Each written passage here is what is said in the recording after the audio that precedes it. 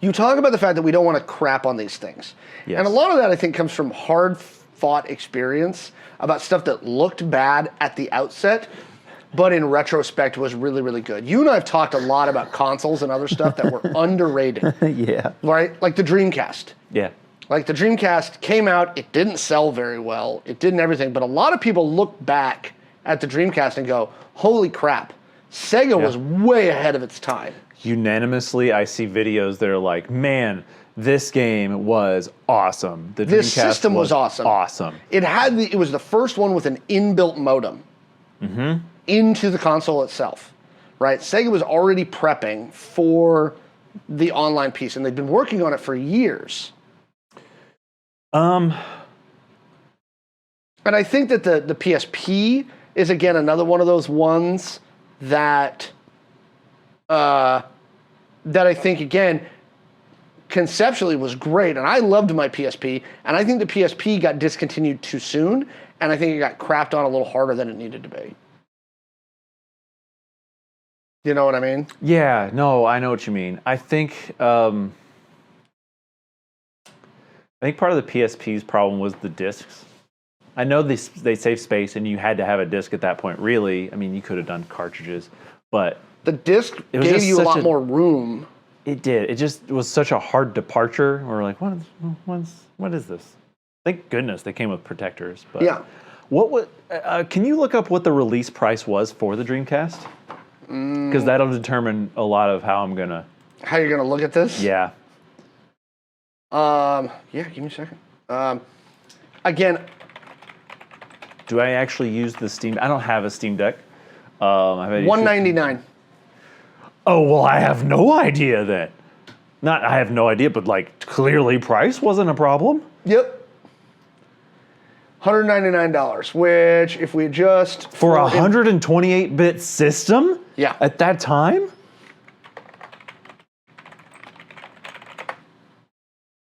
Did Sega like pee in everyone's cereal like collectively a few years before that or something? No. I have no idea why. Whoa. So if you were to adjust that for inflation right now, that would be $361. Yeah. Well, the Super Nintendo, I believe, was $200 when it came out in like the early 90s. No, Steam Deck's not $199. The Dreamcast was $199 at launch, which was consoles were regularly $200 to $250, if not more. They didn't really break $300 at that point yet, but that amount of power and Sega for $199. Okay.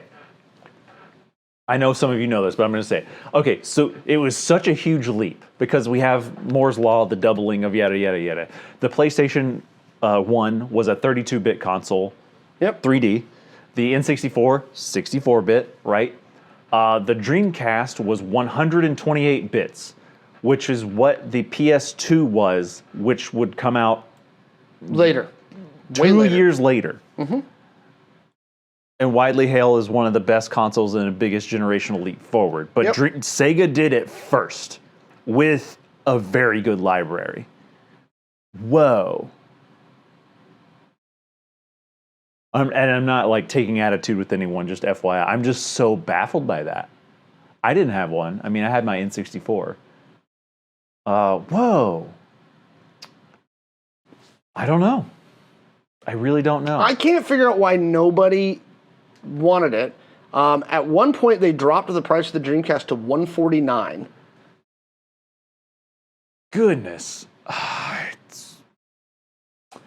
What? You know what? Here's what I'm thinking, maybe. PlayStation and Nintendo, I think, kind of had it locked down with the PS1 and the N64, and they were still just cranking out great games. The PS1 was very experimental in what type of games that they had. Yes. Nintendo was, they were just feeding the developers and concept people, like they were just feeding them whatever creative stuff that makes their brains go brrr. Yep. Because that was an insane time for games and just different stuff. Maybe people saw Sega as stale. I don't know. Launch titles for the Dreamcast included Sonic Adventure, Soul Calibur, and NFL 2K. That's a pretty solid lineup for games. You got fighting games, you got Sonic, which Sonic. Yep. And then you got a sports game. I don't know. I'm probably going to go home today and watch some video essays on what the heck happened. Whoa. The only other thing, I mean, the controller is kind of wonky. I'll grant them the controller design is not. Yeah, I did think that phenomenal. As a kid. I was like, oh, that's weird. It also had Ready to Rumble, which was an incredible game. Yeah, I mean, they had a lot of good stuff on this system. They had Shenmue, which I don't like Shenmue, but I do love Yakuza, which was inspired by Shenmue. So I have to give credit to Shenmue. Yes. Power Stone. Yes, Power Stone was the one the other day. I think it was on I remember playing Tips. Crazy Taxi a bunch on Crazy Dreamcast. Taxi was fun. Crazy Taxi, I remember playing in the arcade, and then somebody was like, I have Crazy Taxi on my Dreamcast. I'm like, what? You can play Crazy Taxi at home? Those nuts. Yeah, I mean, I don't know. So this is why, like, going kind of back to how we got into this topic in the first place. We got to be careful about crapping on the concept before it comes out. Yeah. And even after it comes out. You know what I mean? Yeah. Because if the Dreamcast has taught us nothing, it's that we as consumers may not have the best eyeball on what's really, really worth the value. And your value also changes depending on like your lifestyle and where you're at. Like the Vita, when it came out, over here we were like, that's expensive, and why? But in Japan, they're like, what are you talking about? This is awesome. Again, I will defend the PSP to the day that I die. That was a great idea. Right? I loved my PSP. I even liked the fact that you could buy movies on it. So Yes. I thought that that was a neat feature. And they were licensed. Like, they were not bootleg or anything crappy. Yeah, they were right? official releases. They were, and they came in. I mean, now granted, you're watching this thing, but I took mine on my last deployment when I went overseas, and you could watch movies on the stinking thing, right? And they were full-featured movies. Like, they were not Before smartphones. crappy bootlegs. Yes, and this was before smartphones, right? Somebody says we're nerds. We just have to crap and hate on everything. I hate that that's the case.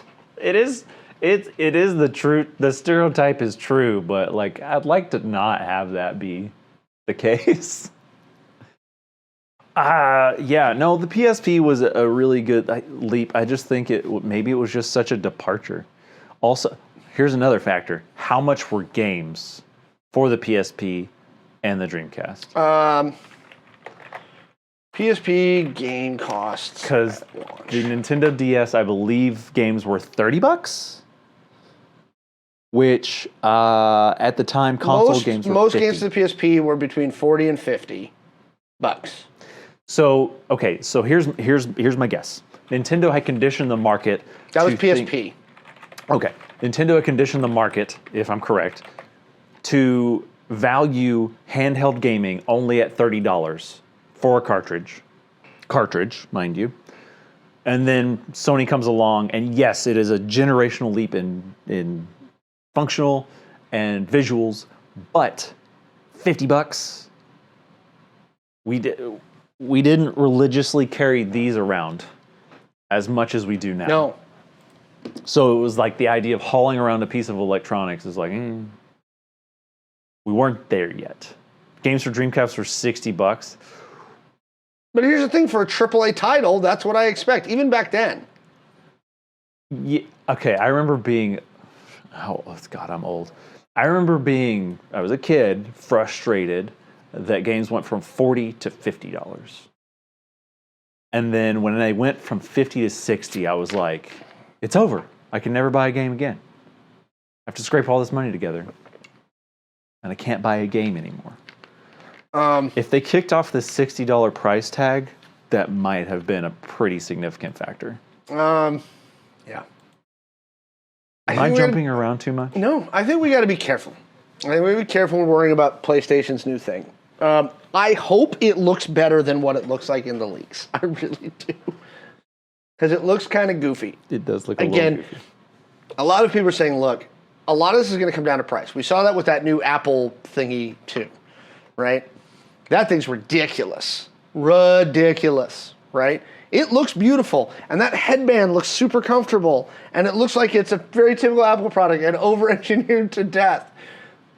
It is not worth what they're asking for it. No. If PlayStation comes out with this remote handheld thingy, and you have to have a PS5 to make it work, and it only lets you do it in your house, and it's $400, Yeah. they're screwed. Here, okay, I don't know about you. My personal sticking point with it is if it has to be attached to a PS5, which I don't have. That's the biggest point for me. Everything else I can kind of, What about you? See, I'm with you on this because I think a handheld console should be truly handheld, right? Not the tethered. Switch is not tethered to anything. I can take my Switch anywhere and I can just change out my little taste bad cartridges and play a new game, Yeah. right? Taste bad cartridge. The PSP, another great example, right? It was not tethered to anything. Going back to when we were talking about PAX earlier, some of my biggest memories of PAX is watching people in line with the 3DSs. Yeah. The 3DS was the official handheld console of PAX, right? You would see so many people on their 3DSs just while they're waiting in lines for different panels, different stuff. If you're in line, you're either playing a DS or you're taking a nap. Yep. Yep. And so I think that if PlayStation does not make a truly go anywhere handheld, then it's pointless. Hey nerds, thanks for watching. Visit gamersheavenpnw.com for our merch store, which you can get cool shirts like this and rep some of my awesome art. Also, like and subscribe for more content so we can make more videos for you.